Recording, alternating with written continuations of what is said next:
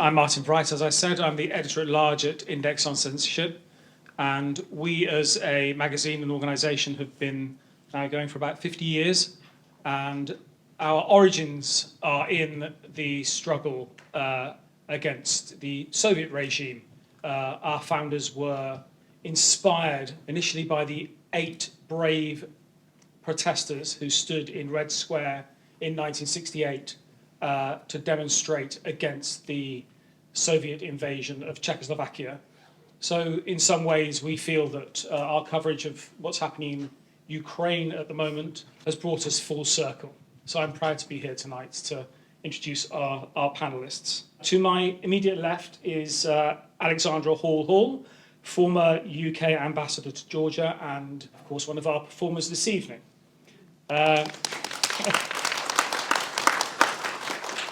To her immediate left is Rory Finnin, who's the Professor of Ukrainian Studies at Cambridge University. You can applaud him too, although he wasn't performing this evening. Maria Romanenko is a Ukrainian journalist and translator, I believe. I wasn't clear as to whether you had translated tonight's work, but... No, I translated other works about Crimea, and in particular, a film about Nariman Jalal, The Voice of Crimea. Ah, yes, which is a magazine. I translated a magazine called How We Will Get Crimea Back that was produced for Crimea Platform, the first Crimea Platform in 2021, and given to UN leaders. Thank you very much. And Josephine Burton is the director of Crimea 5am and the artistic director of Dash Arts. So I wanted to begin this evening's discussion with Rory, and perhaps Rory, you could just explain. I mean, there's so much to explain. It's such an extraordinary story, but I'd be particularly interested to hear. What struck me was the use of the connection to Hizb ut-Tahrir to tar these activists with the brush of extremism and Islamist politics. This is something we're relatively familiar with here in the UK. So could you possibly just explain a little bit about how that works and how effective it is? Thank you, Martin, for the question. I'd like to thank Josephine, the entire cast, the Dash Arts team for such a compelling evening for all of us. It's a privilege to be here. I think that maybe to tackle this question, I'll try to be as concise as possible. It's worth us stepping back for a moment and recognizing a couple of things. The first is that Russia, as we know it, is best thought of as an expansionist land empire. And Crimea is one of its most prized colonies. And it's prized because it's a center of myth-making about both the Russian Empire and the Soviet Union.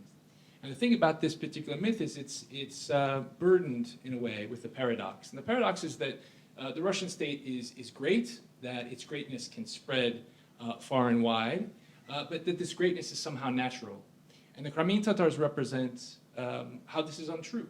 On the peninsula, the Crimean Tatars have been a long-standing sovereign national minority indigenous people recognized under Ukrainian law now for centuries. And in the 19th century, decades after Catherine II annexed Crimea in 1783, there were attempts by the Tsars to ethnically cleanse the peninsula. And in fact, Tsar Alexander II used this term очищение, to cleanse the Tatar population from the peninsula. In 1850, Crimean Tatars constituted about 80% of the entire population of the peninsula, but by the turn of the 20th century, they dwindled to about 25%. So Stalin in the 20th century sought to finish what the Tsar started. In 1944, he deports the remaining population of the Crimean Tatars, around 200,000 people, to Central Asia. So you saw all these points of origin for so many of the activists in Uzbekistan, for instance. Uzbekistan and Tashkent in particular was an extremely important center of the Crimean Tatar national movement in the 20th century. And so in the twilight of the Soviet period, the Supreme Soviet actually recognized that this deportation was quote-unquote barbaric. That was the term they used, barbaric. They allowed, finally, the Crimean Tatars to return, but it came at a great cost to a very vibrant, pacifist national movement. And this is really important for us to understand that The Crimean Tatar national movement in the 20th century was by far the most organized, the most compelling, the most influential movement of dissent in the Soviet Union. So every single group or movement that emerged in the Soviet period took a lot of cues from the Crimean Tatars. This is something we've forgotten in a lot of contemporary Sovietology, but it's really important to recognize now. And that pacifism was key. They believed in nonviolent resistance. So fast forward to our current day, and Martin, to your question, because this is a huge threat in so many ways. There are, let's say, two camps into which so many Crimean Tatars are now placed. Nariman Jilal, more secular Crimean Tatar activist, leader in the Mejlis, as our esteemed colleague Alim Aliyev just pointed out. They are typically labeled extremists, and those who are more religiously observant are often labeled terrorists. And so Hizb ut-Tahrir is a fundamentalist pan-Islamic group. It's legal here in the UK, it's legal in Ukraine, it's legal in the United States. But in Russia, it is not. And so they have been using the specter of Islamic terrorism to oppress and suppress a pacifist, nonviolent Islamic national movement. And that is extremely dangerous because, of course, we can look to, given the domestic climate here, Martin, we can look to all these problems of so-called Islamic fundamentalism. We can see an example of something different, a very impactful, very involved, passionate movement that has never resorted to violence at all. And that is under threat. And these provocations from the Russian security services are on display in this performance, which was, of course, a privilege to see. Thank you. Masterclass in a succinct summary of history. Josephine, I just wanted to ask you, what struck me about this piece is its gentleness. There are all sorts of ways that you might come to grips with this situation in a dramatic setting, in a courtroom drama or a drama based in prisons or the gulags. I'd just be interested to know how you were affected by that particular approach, the domestic approach, the fact that the women's voices were dominating. So the text was given to me by the Ukrainian Institute. It's quite a thick, chunky book. I gave it an edit, having seen it this evening. I need to give it even more of an edit next time we do it. But what the process of creating the text by the two wonderful Ukrainian playwrights, Natalka Borishbit and Anastasia Kosody, they were given an enormous chunk of material collected from the interviewers in Crimea. And they started thematically to try to create a text that would in some way weave all these individual interviews together. They obviously were struck by the connection of 5 a.m. or 5:55 a.m., hence the title of the play, but there were so many other things that they had in common. And the playwrights made the decision to connect these individual interviews into kind of thematic links, which took us earlier, as we saw, they're falling in love, their relationships. And I love those decisions. It is, I edited it further so that we had more of that. We built their worlds together, and then decided to kind of drawing on how that text was, created this world of the kind of the feminine world, a living room, and this idea that this was the female space, which the men didn't, other than the investigator, didn't penetrate. Thank you. Maria, I was keen to ask you, firstly, how it felt to be part of that performance, but also to give us some sense of how it felt to do so as a Ukrainian. This is clearly a country that is far more complicated than we necessarily imagined before this war began. So could you just take us through a little bit how it felt, and also the complications of Ukraine as you experience it as a Ukrainian? Thank you. First of all, it's been an absolute privilege to be invited to take part in this play. 9, 10 professional actors and 3 of us are non-actors. It's obviously quite a high standard to sort of follow, but we did our best. And it was also a privilege to be the only Ukrainian performer in this, the only full Ukrainian performer. I think through doing through performing and showing these stories through art, we can really help people relate to these stories. And through talking about this, I think I think it's very important to do that because the world kind of sees a very simplistic image. If you try and do a summary of what happened over the last 8 years, or 8.5 years now, a lot of people will just kind of see it as Euromaidan revolution, and then the annexation of Crimea, and then the sort of how a lot of people describe it as conflict in the Donbass, and then invasion of Russia only in 2022. But in reality, there were a lot of things that were going on behind the scenes. Russia was building up a military base in Crimea since 2014. They didn't just annex it because they felt like that day. They've been preparing for that for decades. And since 2014, they've been building up a massive military base there, and they've been turning the peninsula into a military base that can shoot as far as the British Isles. And that was all happening in the last 8 years, and nobody was talking about it, or nobody was talking about it on a wide level, especially in the UK or anywhere in Europe. So it's all very important things, I think, to talk about, and how the annexation of Crimea was used to do this full-scale invasion of Ukraine. If they didn't annex it in 2014, if they didn't build a massive military base, we wouldn't have the war going on for such a long time, because that gives Russia huge leverage and huge sort of military potential to use Crimea as that. So I think it's very important to tell the stories, and it's very important to talk about Crimea, and that's what should have been done 8 years ago, but we're trying to do that now, and the Ukrainian government is definitely doing a lot more things now than 8 years ago. So I think it's good that we're having these conversations. Thanks very much. Alex, you come to this as very much an outsider, but an outsider with diplomatic experience. I'd be very interested again to hear how it felt to be inside this play, and whether there are any lessons that we can learn from this for the wider discussion of the diplomacy of the situation. Yes, so thank you very much, all of you, for coming out on a cold Monday night, and thank you even more for staying.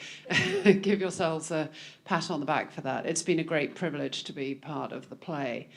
And for me, the most important thing that this play did, and I was just telling Martin, I used to head the Foreign Office's Human Rights Department 20 years ago, and the most important thing this play did is personalise these stories, because it's very easy to see human rights issues as 30 people arrested, 40 people detained, 25 years, and you can get numb to some of the stories and some of the statistics, because there's a lot going on around the world, not just in Ukraine, but in Myanmar and Sudan and Syria.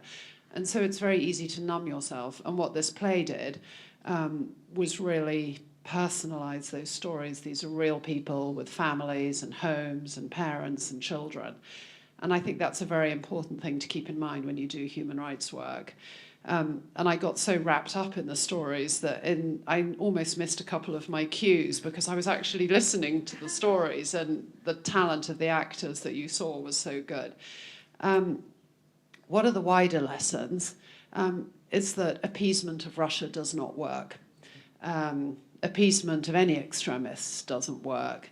And until, Ukraine is the first country that has seriously laid down a marker for Russia, but they have to be backed up by all of us. They can only succeed with our resolve, and we have to be resolved to win this war. It's not enough to give Ukraine just enough weapons to keep fighting and keep dying. They actually have to win this. And we finally have to learn the lesson. As some of you will know from my biography, I was ambassador in Georgia. I see what the Russians do. They occupy land, and then they hold that country through leverage of holding a part of that territory. And they manipulate the sentiments of the people who live in that territory. They bring people in from Russia, and they move the populations to change the ethnic balance, and then claim that there are mainly Russians there who want to be united with Russia, and they are manipulating it. And so there is no stable peace that can be found in Ukraine as long as Russians remain on Ukrainian territory and believe they have a right to part of Ukrainian territory. So we need to maintain that resolve, and I'm very proud of the role that the UK has played in supporting Ukraine, but we have to hold fast. That's what I learned. No appeasement. Okay.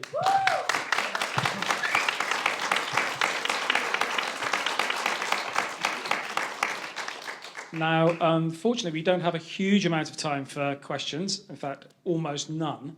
But I would like to take maybe one round of questions with one quick round of answers. So if there's anybody in the audience, I'll take maybe 2 or 3 questions. My question is about the role of Crimean Tatar women. I mean, overall, Crimean Tatars have become very prominent in Ukrainian civic identity. And I've been always struck by quite a large number of very educated, very resolute Crimean Tatar women who became public figures in Ukraine, like Singer Jamala, like Deputy Foreign Minister Emina Jepar, like Editor-in-Chief of Ukrainska Pravda Sevil Musaeva. Yet here we see women who are quite traditional, but their husbands are really taking very prominent public roles. What is your perception? Do you see them, it's a question probably to Josephine as a director, but also to others, how do you see their identity evolving in the light of these enormous challenges that they have to face after the arrest and imprisonment of their husbands? Okay, well, that's a big question. There's a question here. Goodness, Peter Jukes, being with real actors is amazing. What an amazing cast, and realise I can never be an actor. I just really want to just pick up, which wasn't quite answered by Maria, about Ukrainian identity, because I've been to Ukraine soon after Maidan, and I realised, I know Poland and other states, Eastern Central European states, well, how ethnically diverse Ukraine is.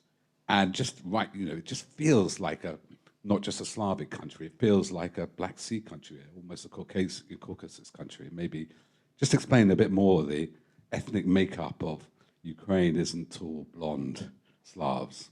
Thank you. One more question? Or? One right at the back. Okay. Hi, sorry, this is a question probably for Professor Finnan. Could you give us an idea of the, should we say, cultural assault that the Crimean Tatar nation has been facing as of 2014? Already people with a language facing many pressures, in particular an endangered language of their own. And perhaps you could also mention something what the Russian occupation has done also in terms of further endangering the livelihood of other endangered cultures, minority cultures in Crimea, such as the Krimchaks and the Karaiemites. Thank you. And then one question here, and then we'll go to the... Hi. Just a question. I travelled to Kiev in 2017 and met a lot of Tatars there who had left after the annexation in 2014.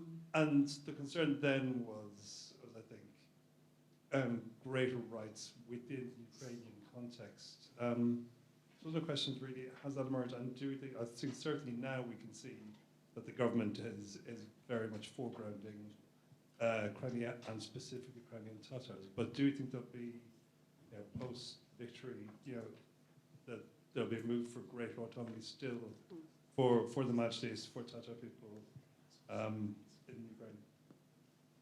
Thank you for excellent questions.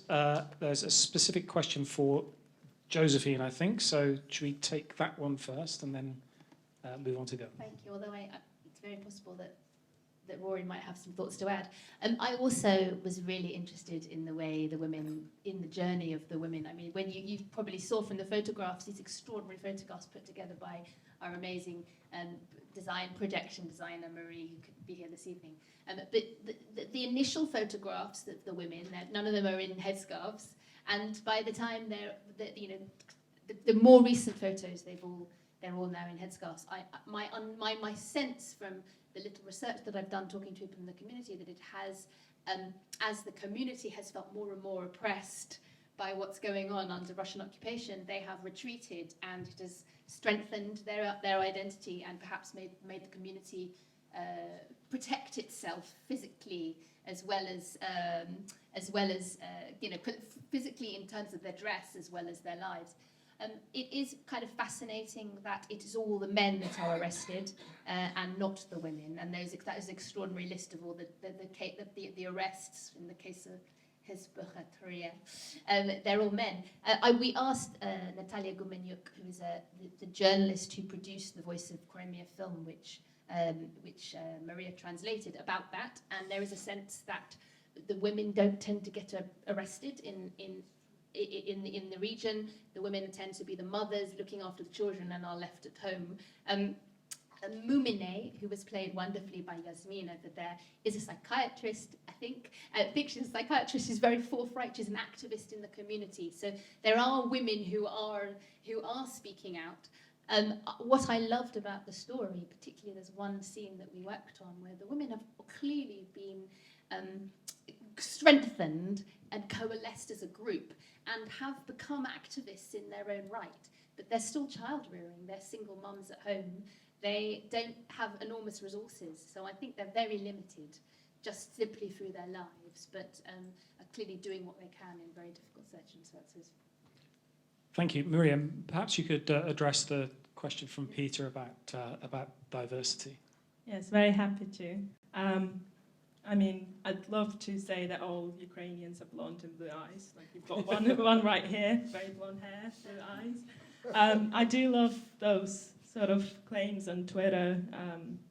You know, there's people saying, "Oh, the world cares about Ukrainians because they European, you know, white people with blue eyes." But it is absolutely, of course, ridiculous because we've got nearly 500,000 Crimean Tatars, and Ukraine has always really tried to look after them, and they were sent away from Crimea in 1944 by Stalin, and that wasn't just happening to Crimean Tatars, that was happening to Ukrainians, happening to Polish people in Ukraine. So Russia always tried to have this like very, very uniform society. I can relate to today's stories in a way because my great-granddad was killed just because he was Polish on Stalin's order.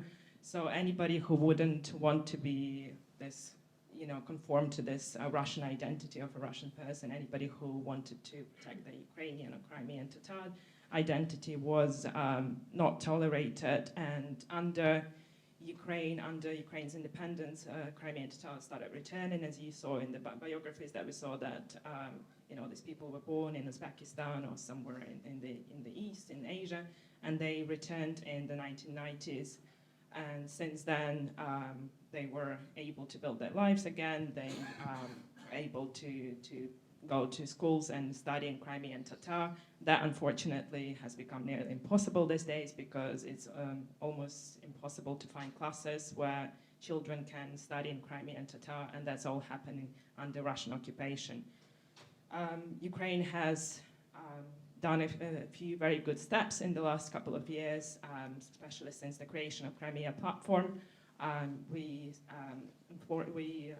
took this law on Crimean Tatars being indigenous peoples of Crimea and Ukraine, which gives them a lot more rights and which would help bring Crimea back and sort of, you know, help this period when Crimea returns to officially to Ukraine.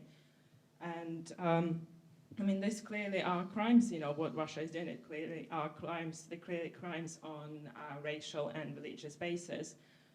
So it's very sad to see this happening to Muslim people, and even now, these days, with full-scale war, Russia doesn't send nice, sort of privileged boys from St. Petersburg to go to fight in Ukraine. They send, first of all, you know, people from Crimea. They send Crimean Tatars to fight against their own people. They send people from Buryatia and other Russian republics. So Ukraine has been very, very tolerant and welcoming of all ethnicities. As I said, you know, Crimean Tatar people are not white.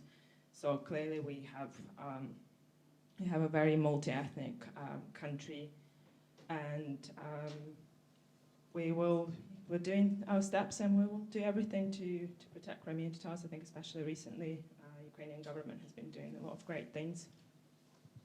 Thank you. Rory, perhaps, I mean, I don't know, you might need to devote a whole academic article to the question from the back of the room, but if you could possibly address some of that question, and also perhaps at the same time, Padraig's question as well. Marina's question about women in the Crimean Tatar movement, it's worth pointing out that the Crimean Tatar national movement has had very influential women over a very long period of time. One of them is Shafika Gasparale, the daughter of Ismail Gasparale, the great Crimean Tatar figure of the late 19th century. She was an editor of a magazine called Aleme Nisvan, or Woman's World, a very progressive magazine for Muslim women in the Black Sea region and beyond. And then, of course, it's very important that I think this play begins with Vecihe Hanım, who was in the 1960s in particular one of these Crimean Tatar women who returned to Crimea after 1967, tried to return, and was repeatedly dispossessed and deported, but was an extremely active figure, a very vocal one. So women have been very important to the Crimean Tatar national movement. As far as cultural suppression, it's worth pointing out that Crimean Tatar schools have been closed, and this agentful, independent Crimean Tatar sovereign culture, let's call it, has been suppressed. Yet there is this, let's say, showcased performance of Crimean Tatar identity and culture within the bounds of, let's say, something that is palatable to the Russian Federation is still presented. And so this is the difficult thing. A lot of people look to what's going on in Crimea and say, well, look, the Crimean Tatars have this opportunity to stage some plays every once in a while, but it's always circumscribed. It's always ideologically confined. It's not free. And a lot of the work that's been done to resurrect Crimean Tatar language culture has come through collaborations with Ukrainian language translators. Right now, Alim Aliyev has been really influential in something called Krymsky Injir, or Crimean Fig, which is an annual festival of Crimean Tatar culture, connecting with Ukrainian language and Ukrainian culture. A really exciting festival. As far as Crimean Tatar autonomy, the idea of Ukrainian Tatar national territorial autonomy has been on the table in Ukraine for quite a long time. It was debated by Poroshenko's administration. The Zelensky administration has been talking about that being a possibility for quite some time. It would involve a constitutional change, so a constitutional change to Ukraine's constitution.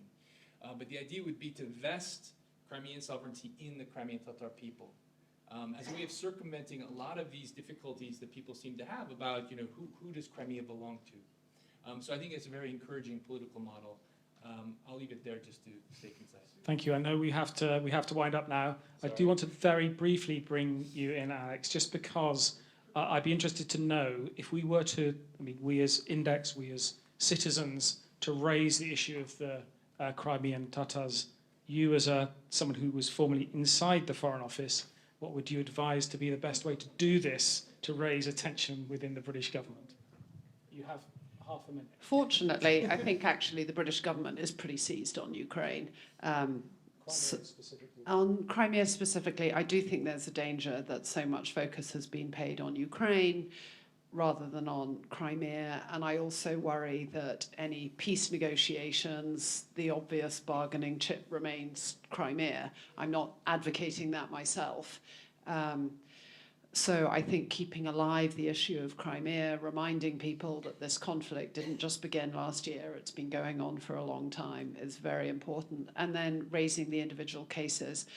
As the head of human rights in the Foreign Office, the letters we got from individual members of the public bringing to our attention individual prisoners of conscience, and these men are prisoners of conscience, is very powerful. I loved Amnesty International's former prisoner of conscience campaign for those reasons. And thank you. Well, thank you very much. Sorry it's had to be so brief, but I think you'll agree it was an extraordinary performance this evening. Thank you to Dash Arts, thank you to the Kiln Theatre, and thank you to our amazing panellists. And could you thank them in the usual way?